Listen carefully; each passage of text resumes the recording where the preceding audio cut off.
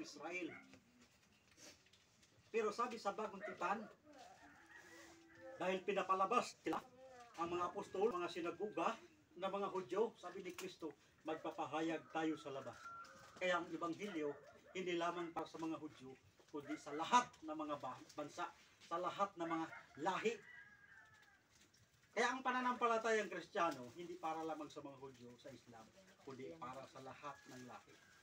Ano man lahi pinagmulan natin. Malaboy sa aklat ng Levitico, sa Lumang Tipan, ang may karapatan lamang na umakyat sa pulpito, sa tabernakulo, anyo. Yung mga matatangkad. Bawal umakyat sa tabernakulo ang mga katulad kong pandak. Bawal umakyat sa pulpito kapag hindi magandang mukha, kapag hindi ayos yung itsura. Kaya nga sabi ng Diyos kay Moises, Moises, huwag mong papasapon sa tabernakulo ang mga hindi naglilinis ng kanilang katawan.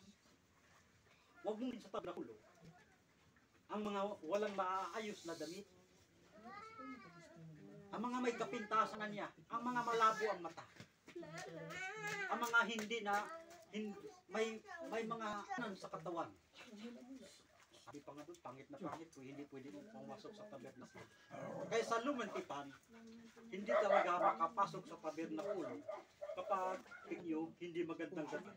Inirang noon, ang angkan ni Levi, sila yung mga saserdote, doon kinukuha yung saserdote, mga